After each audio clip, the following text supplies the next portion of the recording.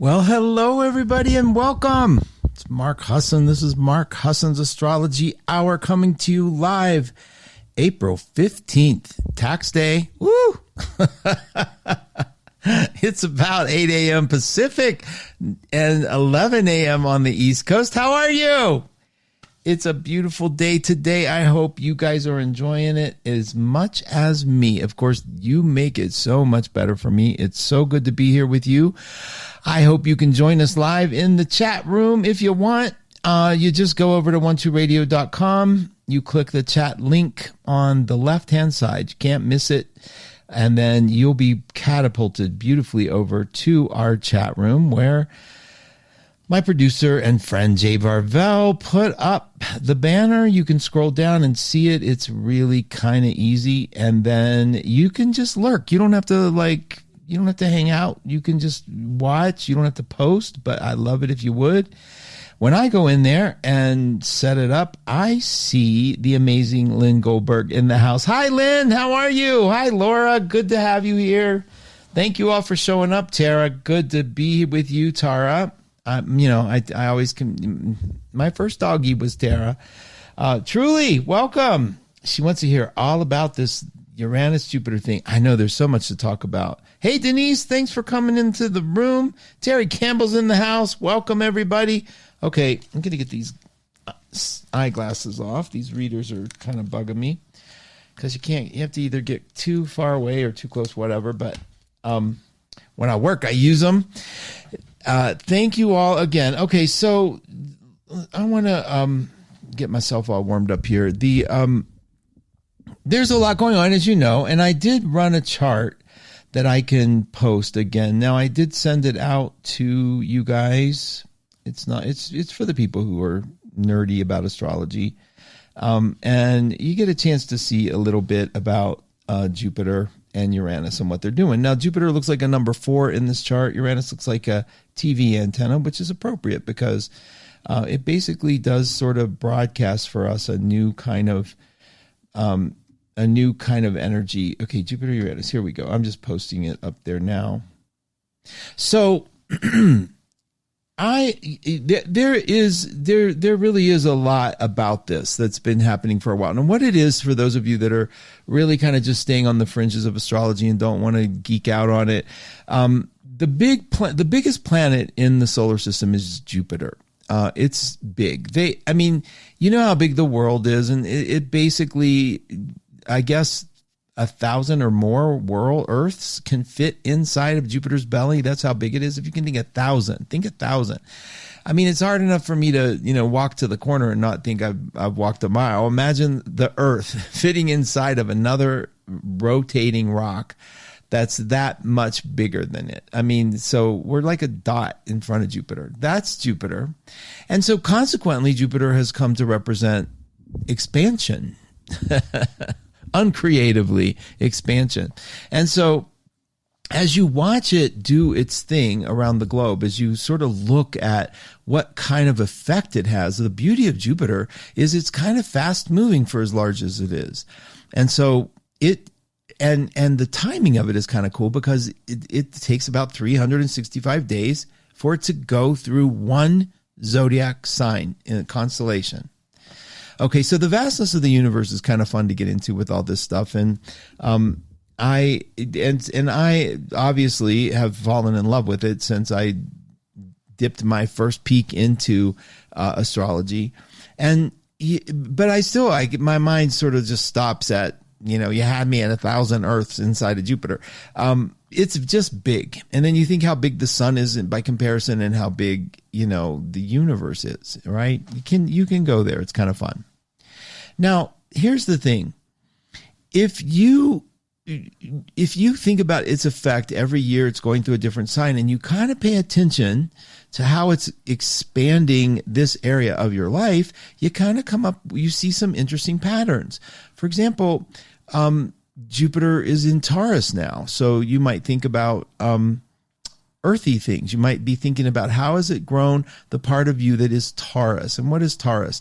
And we're going to get into Taurus in detail. In fact, I should start with the fact that, last year it was in Aries, and you think about the sort of new growth and the energies and warrior-like spirit that was in the Jupiter and Aries time. And then you go 12 years back before that to get another taste of it. And you can kind of start piecing together a theme.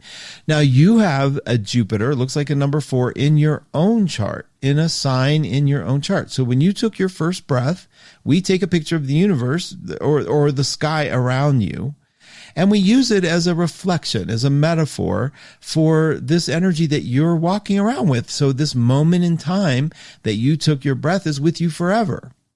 And so it makes sense that that moment in time that's your snapshot is going to basically be yours forever. And it will now, once we freeze space when you took your breath, and that's your little photograph of yourself as a baby, all these little planets, little pizza pie. And we all have our little pizza pie, and we all have little dots in it and symbols and things like that. And that's yours. That's your permanent signature. Now, what you do with it, the environment around you, etc., that's basically going to be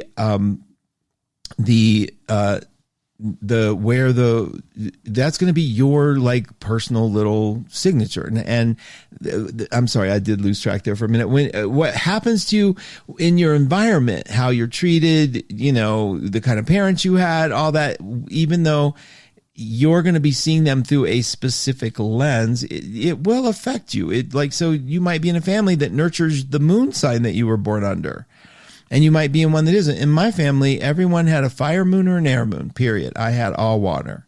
So naturally, and I'm going to feel a little like I'm the odd guy out here, because it's just sort of like they all function differently, right? That's just how it works. So, when we're talking about, and I'm looking now, I wanted to see the moon's in Cancer today. Yay. Okay. I wanted to do that at the beginning of the show. And I was like, I was doing a little research, and I look up and it's like 1 minute left before the show. So that you can always tell when I'm not just sitting in front of the mic, breathing and ready to zen out on you guys. So that snapshot, your little photograph, has a Jupiter in it. And your Jupiter, honestly, is a really magnificent piece for you. No matter what it's doing, it might be next to another planet. It might be it might be next to your sun or your moon. It's gonna be the place where you dream big. It's the place where the aha of life. It's almost like the religious experience, the profound experience. It's what gives you that. And the sign that Jupiter is in is kind of what gives you that uplift in your life. Okay. And that's fun to know. Okay. And I have Jupiter in Virgo, and I was just reading an article, and he's like, Jupiter's it's the quieter Jupiter. This person was being very nice, but it's sort of like Jupiter wants to expand and Virgo wants to count the grains of sand, and so, I notice it. And I told John, I said, it's so funny with Mars and Pisces, I'm messy. But my Jupiter in Virgo knows how to get it clean, knows, like when I clean, I take something apart from the inside out. Like I just cleaned the grill, and it wasn't just scrubbing the grates. It was like everything gets taken apart and whatever. But then I've left a trail of destruction between the patio and the sink, in order to get it that way. But we have this gorgeous grill and a mess like left over. So that's kind of how it works. But Jupiter is the aha. Jupiter is where, like when I think about the connection, one of the things that get me so excited in the world is seeing the synergy, seeing the connection. Like, oh my God, that, Jupiter was in this sign and this thing happened, and that's the energy. So you have the same thing. Whereas Jupiter loves order, and I do, but I also love not just order in my house, which you wouldn't believe if you saw. I love thinking about the order of the universe. I love thinking about the sort of perfect, like an eclipse that we happen to be such a perfect distance. Our moon is such a perfect distance from the sun. So as when we look at the moon, it covers the sun. That's crazy, considering that the moon's a little speck. So that order drives me crazy. Love it, love it, love it. You have a similar Jupiter, not similar to mine, but you have a Jupiter that also does similar effects on you when you achieve that.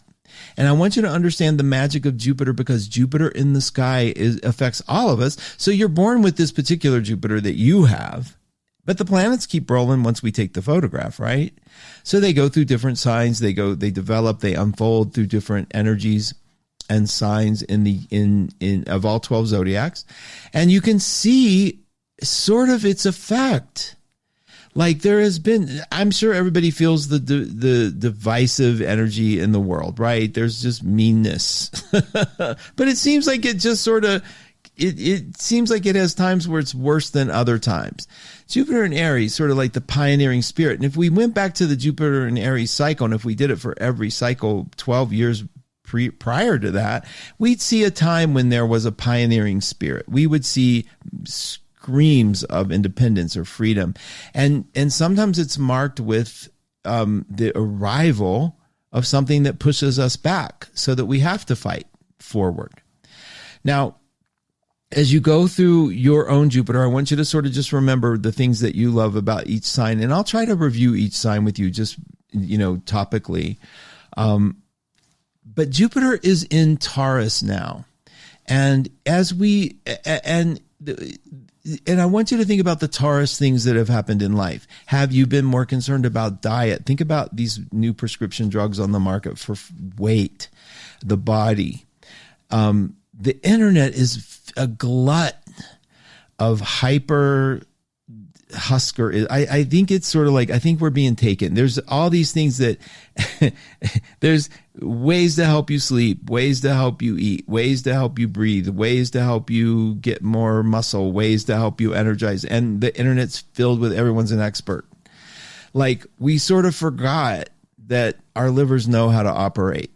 Maybe it does its own sort of cleansing. I mean, I know it's always been a thing, especially in our community, where you look for herbs and magic medicines to sort of help you, which is great. I think why not? What's wrong with assistance of any kind? However, the internet gives birth to experts, quote unquote, who are adamant about this thing. And guess what? They're the only ones with the formula that'll work. And we sort of do it. And we sort of follow suit. So there's been this information, not only has it been information, it's been the focus on not only the body, but there has been a larger cry about the earth. I'm thinking of things that have to do with Taurus. The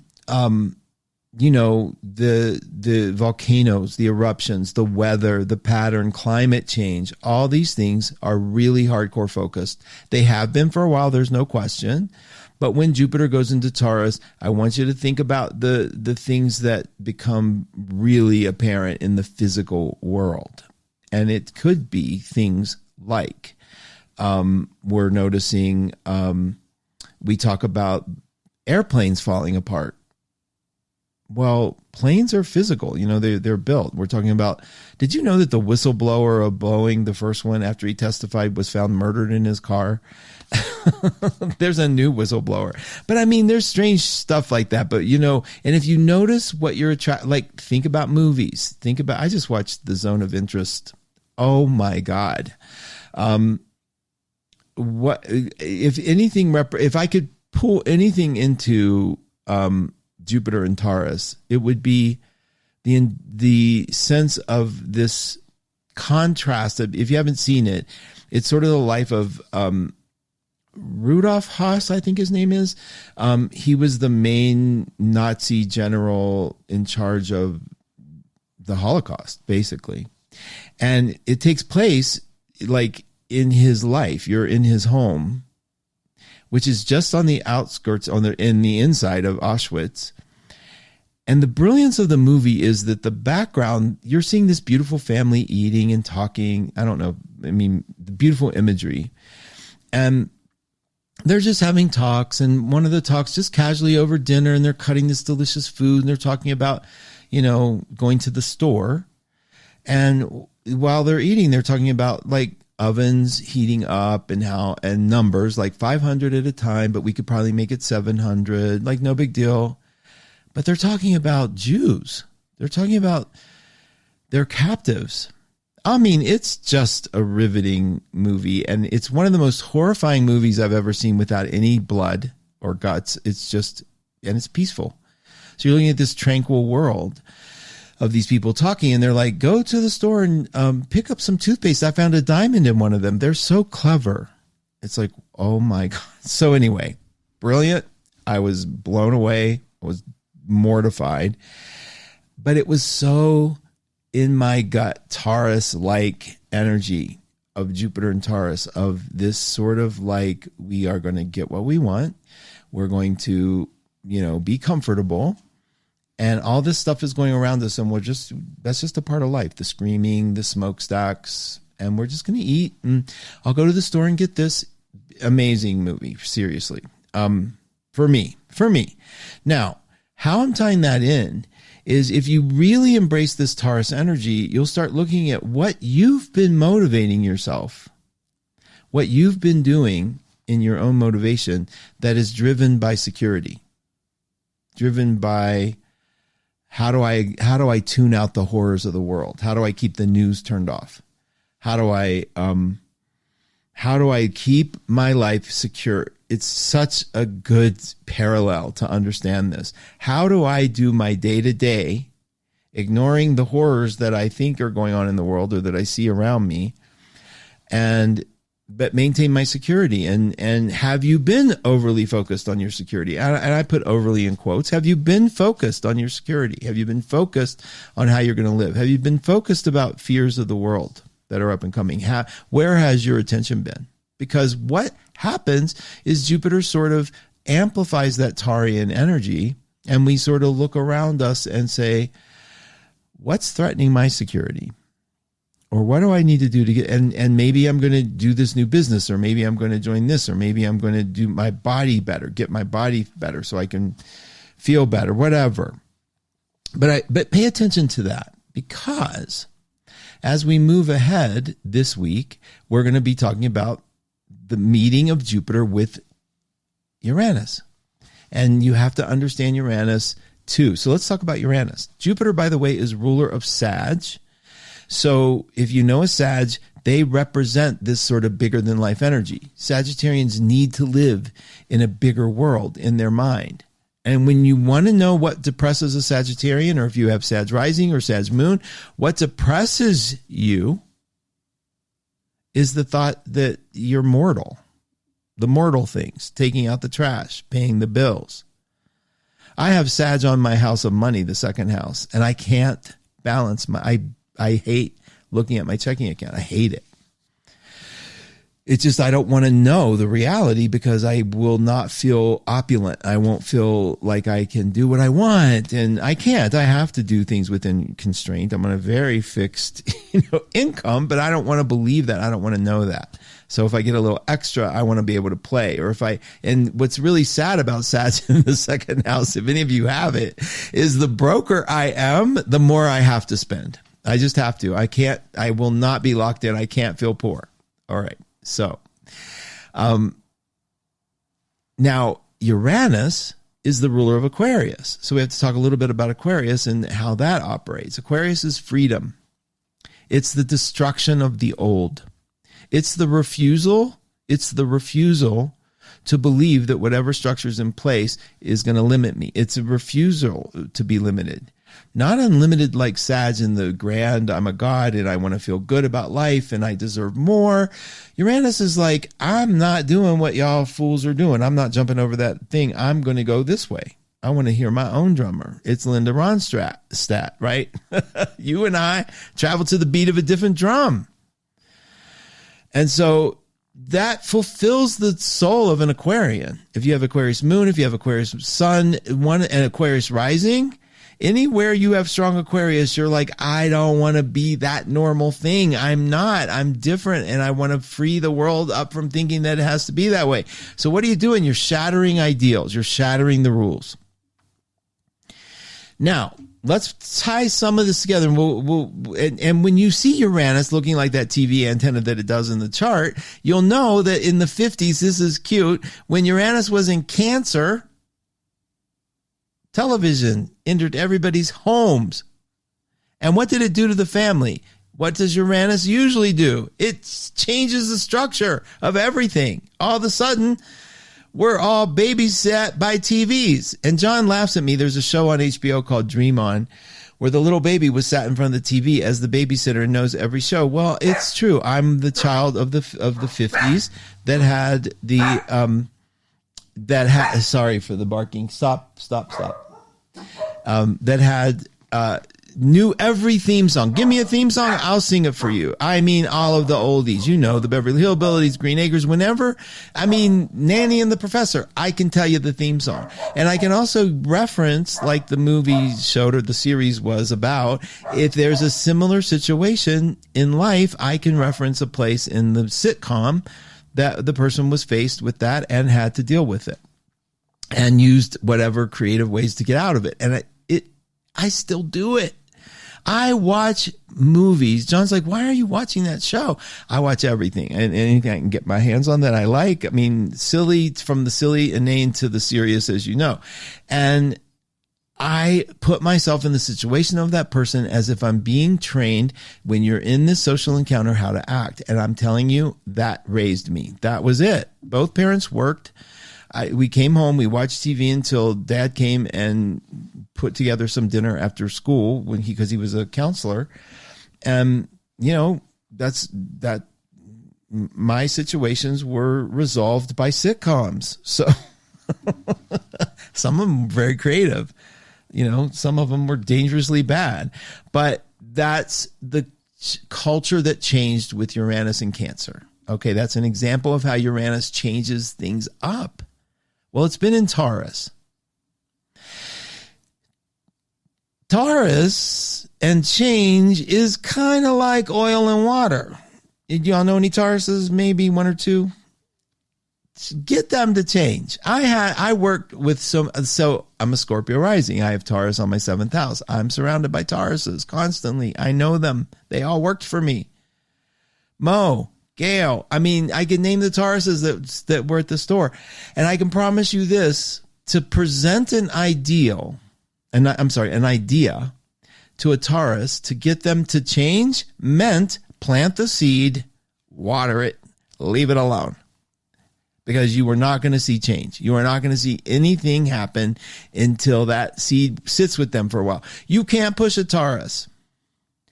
You can play their game a little bit. You're not going to be as good at it, but the game is flattery, kindness, because when a Taurus wants something, they light up. When a Taurus wants something, they become magic. It's insane how much magic a Taurus has. It's insane. Childhood friend, big family. I'll name her Anna because be rude to say her name. Mean. But one day, really amazingly nice. Saw everything about me, knew me. By the end of that moment, I'm giving everything. I'm doing whatever she says. Tauruses are magic. But change? Mm-mm. And what is Uranus? Change. And where is Uranus? In Taurus. And what have we been pushing? What's been happening? Well, one thing, the Earth shifts. We've been seeing a lot of changing Earth cycles. I mean, we're aware of them so much more. I don't like to just say that. That's a generic drop-off that, I don't want to just dump that into this category of like, well, look at the Earth changes. I could have said that every year before Uranus went into Taurus. But the nature of it's been in there. It'll stay in a sign for 7 years, where Jupiter's only 1 year. Uranus stays in for 7 years. That's why they're coming together is very interesting. So if you kind of pay attention to the way we've been making money is different, the terror of AI, the frozenness in the House and Senate where there's nothing gets done. It's not surprising that Uranus has been in Taurus, because how many times have you said, there's got to be a better way? This isn't working. But we're comfortable, right? We're comfortable. Let's keep it the way it is. We don't like to hear these things. We don't like these shifts. We don't like them, but they might have to happen.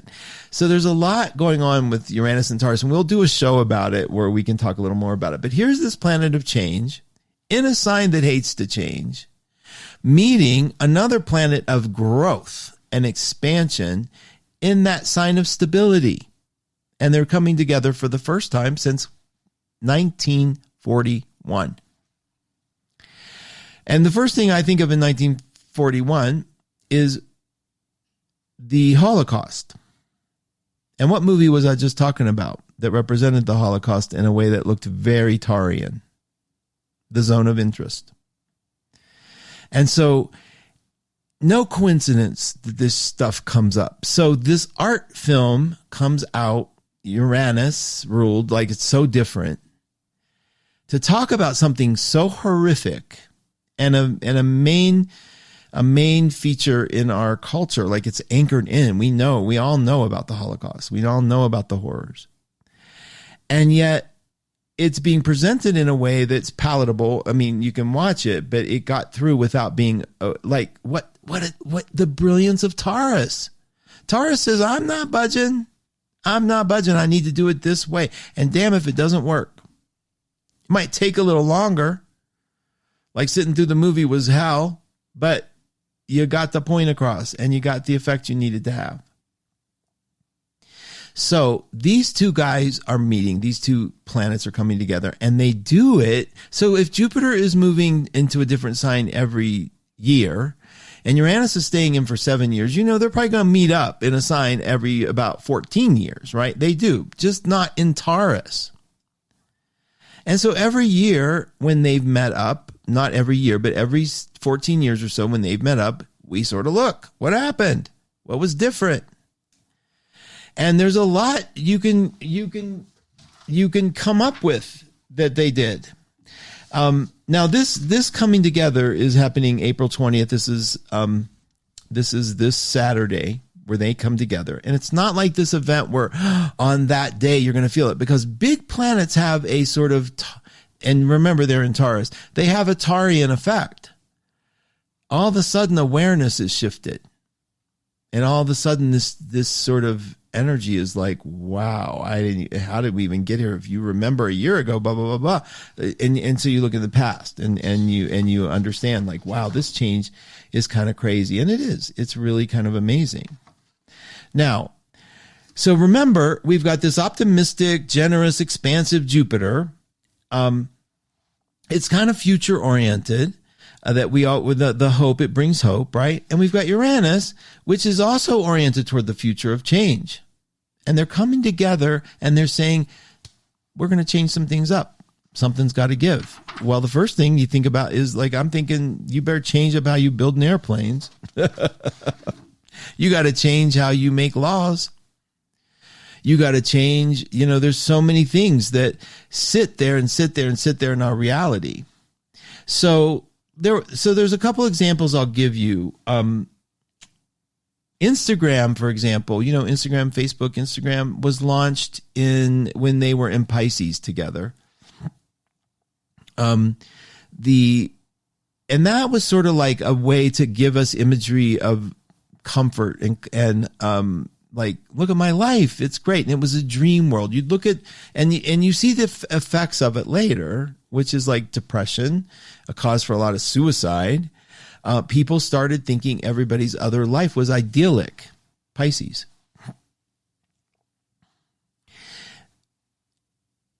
And what I want to emphasize more than anything else is that this isn't like an event, like Saturday is the day, right? You're feeling it now. You're seeing the effects of Uranus and Jupiter now in the world. It's just that you're in the middle of it. And so it's hard to imagine what the hell. Now, I mentioned that the last one was during the Holocaust, right? I mentioned that, here, I'm getting my I'm trying to get back to you guys and sort of hit the refresh button so I can see how you're holding up through this. I usually do this a little sooner. So let me do this real quick, but we're going to really emphasize what this Saturday is going to be about. Okay, here, give me a sec here. I just want to see all comments, say hi to some people real quick. Okay, here we go. I'm back. All right. So Penny, thank you for being here. Jennifer Locksme Dove's in the house. She says, love that mailman, because I talked about the mailman, my little story about the mailman wanted to hand me the packages so we could talk about Uranus. Hi, happy belated birthday, Jennifer. I hope it was a blast. It seems like it was. Morena, thank you for being here. Hi, Maya, Charlene. Thank you. You're so sweet. Hi, Joni. Uranus drops. Thank you for getting my humor, Joni. That's the cookies I talked about in my little article. Hi, Linus. Thank you. Hi, Renee. Thanks for being here. Lori, it's good to have you here. Long time no see. I hope you're well. Renee, thank you. So Tara says I have Jupiter in Aries and Uranus in Scorpio. Okay, so that tells me about when you were born. So the Jupiter and Jupiter and Aries, it's that love, that uplift of the challenge, of enthusiasm, of sparking new hope and change, right? I know a lot of people with Jupiter in Aries. Now, Uranus, you're not going to feel personally. It's more generational, but you will feel it as planets hit it. Now, I have so much. Oh my God. Okay. So many ideas coming. Hang on with me. Renee has Jupiter in Libra. Okay, so Jupiter in Libra, that love of people, the relationship, the social kindness, the charm, also the love of fairness, the judicial system. Like, those are the things that get you high when things land in a perfect order and that you see the harmony that's possible, right? We're taking it to another octave. Hi, Raven. Welcome to the room. Thanks for being here and thanks for all you do on 1-2 Radio. Alicia, order in the universe and the inner self. Yes. Audra, Mark, Jupiter and Cancer in the 4th and in bed with my moon. That's good. That's a place they should be together. Okay. So you kind of have an honorary Sag moon because of that, but Jupiter and Cancer, the love of home, the love of the ability to give kindness when you see it. Like, watch the things that get you high, that are very Cancerian, mothering, nurturing. When you see it, you don't necessarily have to be it, but when you see it, I bet you are it, because it's also in the 4th in Cancer. So there's a big mama there. I'm sorry. I'm sure of it, even though I don't know for sure, Audra, but I would suspect. Morena, Jupiter and Taurus in the 11th the 11th is ruled by Aries. Yes.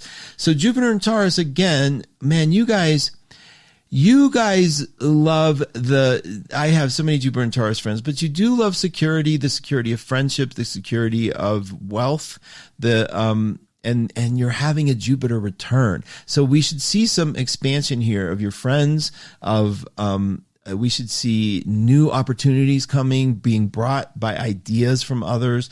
Pay attention to that. It would be very interesting to see how your friendship, especially your friendship life, has changed. And, let's see, ruled by Aries. Okay. And Alicia's is also in Aries, the 11th house. Okay. Gotcha. Great rise, my much appreciated 1-2 tribe. Oh, Alicia, that's sweet. Okay, Lori Love, welcome. Kay Dragon's in the house. Hi, Kay. She's also an advisor at 1-2 Listen and has a new show with Maureen, Strands of Wisdom on Thursday. Please check it out. Lynn, I can so relate to this conversation. Mark, my moon is in Taurus. My natal Mercury and Jupiter in Sag. Think about this, you guys. Mercury and Jupiter in Sag. So Mercury gets activated by the ruler of Jupiter, makes it like a Mercury in Sag, and then it is in Sag. So she's got a ton of Sag here. Brilliant mind, great ideas, higher thinking. Her sun is 20 degrees of Scorpio squared by Uranus. I'm looking at health on all levels this year, also motivated by break patterns. Very awesome, Lynn. And the thing about Mercury in Sag is it comes in lightning bolts of it, like you can then share that wisdom that you have and people will learn from what you learn. It's very powerful. Becky, you're so awesome. I can relate to your TV experience. Oh my God. I mean, first thing, man, I start thinking, come and listen to my story about a man named Jed. Okay. Hi, Mark. Best part of the week. Oh, thank you, Melissa. You're so sweet. Jupiter in Aries. Can't stop spending. 4th house. Mars in Aquarius in the 3rd. Uranus in Scorpio too. Another Uranus in Scorpio. So see, we're seeing that generational pattern a little bit. Let's talk deep-seated emotional stuff here. No small talk. That's right. Absolutely. Stop the small talk. And your Jupiter in Aries loves a good success story. Loves to be a champion. Audra says Jupiter and Uranus conjunction in my 2nd house in Taurus. So she's got Okay. So they're conjuncting in your second house. I've decided the change and expansion will be 6 added zeros at the end of my bank balance. Yeah, baby, I love it. She just may invest in crypto before Saturday. Okay, so let's talk a little bit about this Saturday thing. That's good. I looked up, and you remember my arrogant group, the Magi Astrologers? It's called the Magi Success and Love and Money. They're arrogant as hell. I'm sorry. It could just be that they speak another language and that English isn't their first language, but it is like nobody does what we do kind of thing. Like, whatever. Just give me the information and you can love on yourselves later. Okay. But I'm going to tell you what they say about this conjunction because this is kind of fun. And this, I want you to remember, is going on all like weeks. It's like this week, next week, the week after, they're all within a nice little range. So if I look up Jupiter and Uranus in their book to see what does it mean, I'm going to tell you it's very short. It's not like it says here. It's a very helpful linkage that benefits the relationship in a broad, generalized way. It also helps that's between people. Hold on one second. This is it, the electional. If you're looking for this is how silly they are. This is about love. If you're looking for a discreet affair that nobody will notice, don't begin an affair under this aspect, since it has the ability to make an affair very public. Think Bill Clinton and Monica Lewinsky. For a wedding chart, this is a great aspect to have. It helps to make the marriage well known, causing you to be envied by others. The downside is that you may prefer your privacy. And the thing about money in this time, it says this is called the super aspect. This is the coming together of Jupiter and Uranus. This is one of the best aspects to have in a chart of a business that's involved in Uranian affairs, including entertainment, broadcasting, aerospace, and astrology. Okay, translation. If you do anything that you're starting new again on, like a business that you're starting or something like that, let's see, a business, a marriage, anything that becomes an event chart, this will be in it, this aspect of Jupiter and Uranus, and it's very lucky. So if you're starting something over the next 2 weeks, this will be in it. They'll be very close together. They're going to be exact on Saturday, and then Jupiter's going to start moving away and eventually go into Gemini. So you Geminis have some things. But a couple things about this. If you're a Taurus, your life has been uprooted. I can promise you. In some way, shape, or form, it's been changed. Now, if you're early Taurus, born more at the later part of April, then like the 20th or so, etc., then it might have happened a little bit ago, like early last year. But I can tell if you look back, something grew, something expanded. Now, if you're a later Taurus, again, everything with Taurus, do they do anything fast? I mean, I think they run after their money fast, but who doesn't? Okay. So if you're, I should say possessions, but if you are a later Taurus, your life sort of like the ground started shaking beneath your feet a little bit ago, just recently. And so you're making a change that's very real, that's very permanent. It could be permanent, but it's also like it's imbued with Jupiter and Uranus, which means it's lucky, it's good for you, but it's also uprooting, and it's change that you don't like. So if you are a Taurus experiencing that, hang in there, and congratulations, you did it. You finally made a change that needed to be made, and I'm so proud of you. If you're not liking the change, then just stay with it. It still will unfold beautifully for you. Now, this aspect is going to land in many of your charts somewhere. And so you want to look for where Taurus is, not necessarily where your Jupiter is, but where Taurus is in your chart. And if you know how to read a chart, the degrees are 21. But in general, you look on the outside wheel, look for the sign of Taurus. There's a good chance it's going to be in the house that Taurus is ruling. And that house is going to have that. This is where the change is sort of shaking up a little bit. It could be relational in the 7th house. It could be siblings in the 3rd. It could be your home in the 4th. It could be friendships in the 11th, like that. It could be your career. Now, if you don't like it, then I'm just suggesting you hang in there because these are very positive planets, typically. It's just the change that creates fear. Wherever you have Taurus in your chart, I don't like change either in relationships. I like change. I have 7th house Taurus. If you're a Taurus rising, the change might be in your new attitude to the world and how people are seeing you. Money in the 2nd, right? Things like that. You get it. The home, romance in the 5th, creativity, children, your health. If you have this happening in your 6th house, there's a good chance you're making incredibly good changes for your health and well-being. But because it's Taurus ruled, you might have waited for the universe to kick you in the butt to make that change. That's the difference. If you just flow with it a little bit here, guys, admit, okay, I got to change, then it'll go. But I know it's not like you don't just say, Taurus, can't you just loosen up a little bit? It's like telling an oak tree, can't you move over just a little? How hard is it to go find the sun? It's not easy. It's not their nature. It's not them. So if you know any Tauruses and they frustrate you because they're not doing it as fast as you want, or they're complaining about it's happening too fast, cut them some slack. It's not easy. Okay. But for you in that area of your life, it's not easy either. Okay. So keep that in mind.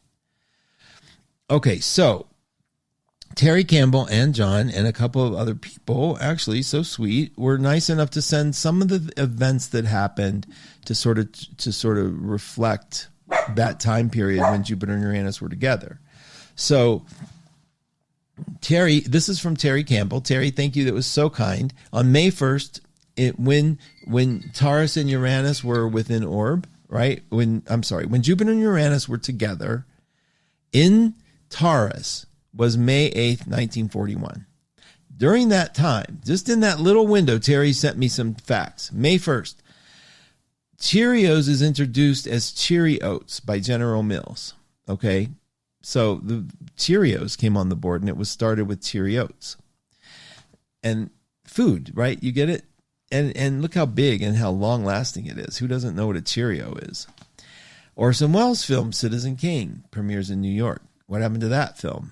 Became the most beloved movie in terms of art and content. I still can't get through the damn thing, Rosebud. But I'm working on it. It is shockingly good. It's the story of the most powerful newspaper guys, and it won't come to me, so don't test me. But it's good. I mean, I know it's good. I just, always watch it at a time when think I'm awake. The first defense bonds and defense savings stamps go on sale in the United States to help fund the increased production of military equipment, which the U.S. was providing to an allied cause. By the end of the year, of course, the U.S. would be directly involved. So increased defense bonds, defense savings, so money. Notice the theme here, Taurus. And May 9th, that all happened on May 1st. On May 9th, German submarine U-110 is captured by the Royal Navy, British Royal Navy. On board is the latest Enigma cryptography machine, which Allied cryptographers later used to decode the German messages. Isn't that cool? That's cool. That's cool, Terry. May 12th, Conrad Zuse presents the Z3, the world's first working, programmable, fully automatic computer. Now, brings up a good point. Guess what's going to happen this year? Apple's going to introduce their new AI phone, I think. That's what I think is going to go on with Apple, because they got together with Google and said, Siri sucks. And guess what? Siri sucks. And so we're going to see changes in these physical devices, I think. Now, it's sort of funny. They I was going to say they poop out changes afterwards. So you're going to see, I'm sorry, it's early. We're going to see these physical things change. Like, I think the iPhone will probably eventually, like very soon, even though, right, it's Taurus, the change isn't quick. We're going to see changes in the shape and design. But very soon means it's been 12 years, for God's sake. Okay. Also, last little tip from Terry, Uranus and weird food. Think about this. Spam became global in 1941 due to the war. And now she's saying we have lab grown and 3D printed meats. We do. Did you know that? The meat thing is crazy. I've been I've been vegan for a while. I don't like to say it because it sounds like virtue signaling, but I just need to say it's kind of easy because you could blindfold me and the stuff now tastes like no different. So I'm just putting, whatever. Ever since somebody accused me of virtue signaling, I'm paranoid now, and I hate that phrase, and I never want to use those two words together again as long as I live. But I probably will, because change is slow. Okay, now John sent me also some things about the last Jupiter-Uranus conjunction in Taurus, Manhattan Project.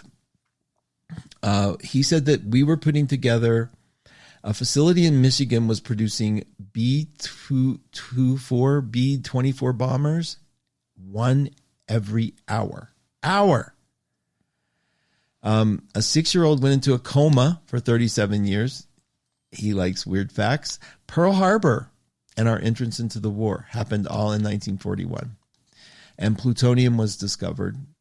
All Japanese, German, and Italian assets in the U.S. were frozen. Notice the theme is money in Taurus and like a lot of airplane stuff, right? And think about it. The Boeing thing is not unusual. I mean, that is a weird thing to be flying in an airplane and the door flies off and then you hear from the whistleblower that they were stepping on the door to get it to fit. And if a screw didn't go in, they just said, F it, just go move on. I mean, makes you yeah. And yet airlines are the safest travel. Imagine if they put some little attention there. Okay. So the idea is this Saturday, you're not going to have this big aha event moment in your life. You're going to be actually feeling, I think, wherever it is in your chart, the same. But I do think if you bring some consciousness to there, you're going to have the ability to manifest. Like, what is it that you would like to manifest? And and more importantly, what is it that you've been working on manifesting that is kind of like needing to come forward? Change is hard under these times, but Uranus is kind of making it a little easy. And the thing about Uranus and Taurus, like I said, we resist change. So Uranus goes, no problem, and then throws a grenade at you. That's like if you resist too much, you get a grenade thrown at you. That's all. It's easy. Because trust me, you'll be fine. Okay. Let me check on you. See how y'all are doing.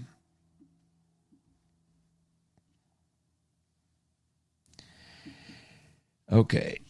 There we go. I have to do like 4 clicks, like I go to comments, read all comments, and then it says only top comments, but no, I want all comments. So that's, I say this every week, but so you understand why it takes me so long. Hey, Pam, welcome. I'm glad you made it to the room. In spite of Mercury helping you, blame it. Let's see. All right. Let's see. Uranus. Yeah, that's like our new word for the 2 combination. Uranus. I love that. Linus, you're so smart. I'm having the Uranus conjunct my 10th, and I have North Node there, Gemini 10 degrees. Yeah, your career's up. Is changing. It's got to be. I can't wait to hear what it's doing. But then Jupiter goes into Gemini this year, you guys, and guess what? We are going to be free. We're going to be out of that sort of feeling of mud. I'm sorry. It feels a little like mud. It does, but it always starts feeling that way at the end when a planet's at the later degrees of a sign. It's like, okay, I get it. I've been here forever. Get me out of here. And then it gets out. You're fresh. And by the end of Gemini, we'll be like, get me out of this crazy. And by the end of Cancer, we'll be like, get me out of this infectious, loving, amazing energy. Okay. Oh my God. I'm an idiot. All right. Let's see. I'm trying to go back up. Okay. Carrie, Denise, Jupiter in the 4th, Uranus. Okay, yeah, you guys are telling me where your stuff is. That's good. Jupiter in the 4th, Uranus in the 9th. So, Denise, that's your personal Jupiter and your natal Uranus. What you want to look for is Taurus, where Taurus is, so you can see where this effect. Now, Carrie has Jupiter, Sun, and Taurus in the 5th. So, Carrie, it would be interesting to see if creativity, children, what the theme is for you there. What's happening there? Audra, nailed me again, Mark. Live in the kitchen, making lotions, potions, and casting spells. I love it. Audra, with all that Cancer, I love it. Good morning, Mark and Jay, everyone. Okay, Audra, Sag rules my ninth. The natural chart thing makes everything on steroids. Oh, that's right. And she got that Magi book. Good for you, Audra. It's fun to look through that, and good on you. So in other words, what she's saying is her chart, like Aries rising, and everything's like that's what we'd call a natural wheel. If you have an Aries rising, your wheel's pretty much Taurus is in the second house, Gemini's in the third, and the third house is a Gemini house, so it doubles the energy of it. So it does sort of activate everything a little stronger. Okay, what can you tell me about a baby being born this week? We are waiting for my niece to be born. Very powerful, lucky energy. We're going to see, I mean, that's sort of like she's going to carry that blessing with her. She's going to always have new ways of creating, extraordinarily creative. But that, like, imagine she becomes a walking transit. Like, she's the walking energy of this week, right? This energy. So whenever she meets somebody, it's going to land in them the way transits do. See, we're walking transits, you guys. You're wherever your planets are. So, if you're born today, you meet somebody, they're going to have Jupiter Uranus and Taurus in their chart somewhere from you. And you're going to affect them that way. That's why you meet some people and go, oh, every time I'm with them, I'm back at the depression. Because their Saturn's squashing you somewhere or something like that. It's very fun to play with walking transit energy. You're a walking transit. Good luck and congratulations in advance on your niece. Tara. Okay, so Patricia's a Taurus, and I have Jupiter in Gemini. Oh my gosh. So Patricia, there should be some changes. Tell me what they are. You're going to have your Jupiter return. Jupiter's on your sun. Jupiter Uranus is near your sun. So some changes should have been happening. And let's find out what they are. I can't wait. Okay, my Taurus my Jupiter's in Taurus. Okay, you're having a Jupiter return in the first house. Sun in Scorpio. Does the retrograde mean anything? For some people, they say that if you have a retrograde planet, it just as life progresses, it gets stronger. Depending on which direction it was retrograding in, but a little more introverted, a little not any less powerful, just sometimes less obvious to you what that energy is. But they go retrograde twice a year, like every spring, the planets go retrograde, typically. So it's like half the world has that. So no, I wouldn't give it a lot of credence. It's not so personal, but I do think depending on when it was retrograde, and when you were born, if it was ready to go direct a few years later in life, this thing starts picking up speed again. Yeah, I have a lot of retrogrades in my chart. So yeah, I don't think we feel them. Okay, I'm having the Uranus conjunct my North Node in the 10th. Yeah, that's Linus's. Okay, Linus. Yeah, we know that conjunct my 10th. Yeah, you got to tell me about your career. My Taurus husband is lit up right now, embracing the positive moment. Yes, good, Tara. That's awesome. Hello, 12th house starlings. Hi, Paula. Welcome. Paula's in the house. Paula Liberty goes way back with us, way back to the days of the store. Let's see. All right. Hi, Mark. Great to be here live. Jupiter in my second house with Venus, only Earth planet. Ooh, nice. Okay. Aries sun. First house with Pisces rising. Financially, I've been a little tight, but so far this month has been a bit lucky. Any clue? Wait a minute. So far this month has been a bit lucky. Geraldine, yes. Okay, so first of all, you can always trust Jupiter and Taurus will always be lucky, even if you're not feeling it. I think the Aries in us, like your Aries sun, is kind of like yesterday, I want the money now. Like da-da-da-da-da. But that Jupiter and Taurus always will come through for you. I don't know that you're going to think it should have been there yesterday, that's a gorgeous placement. I trust it completely. And this Uranus Jupiter is going to open up some doors that I think will surprise you. Honestly, I do.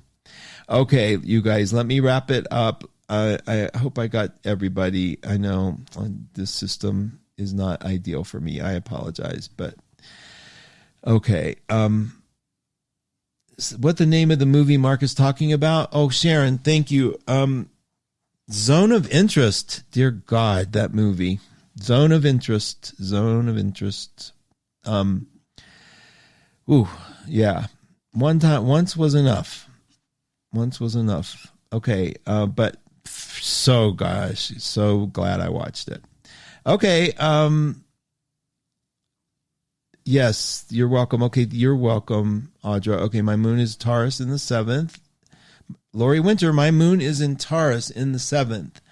Yeah, I love that. Okay, so yeah, we're seeing your moon be hit by Jupiter and Uranus, probably somewhere in there, unless it's really early.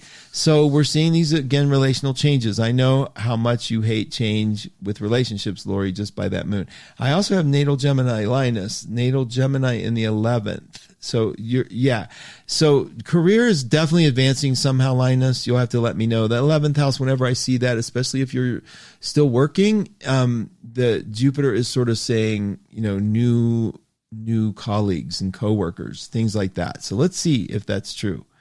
And Audra says, Mark, natural chart, Pisces, sun in the 12th. Wow, amazing. That's amazing.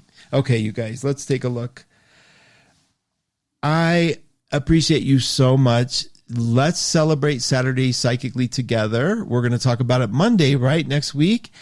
2 things I always ask of you. Please get on the mailing list or tell a friend at 12house.com. Just go sign up if you would. You get your postcards from me and announcements, but it's silly I think they're not that annoying. So please enjoy. They're just me. It's not a corporate anything. And support the advisors at 12listen.com who every day are there signed on to help you. And they blow me away regularly. They're here because they blew us away originally. Okay. Hey, listen, you guys, where my heart is with you, always with you. Thank you so much for taking the time to join me. It means the world. It does. I hope you'll stay tuned for Christina LaFrance, followed by Lori Love. I think Jamie Don is still doing them at the end of Lori Love. I have to look. That's how out of touch I have been. Please remember, always, keep being positive. There's nothing to be afraid of. There really isn't. And together, we're going to change this world. Have a good one.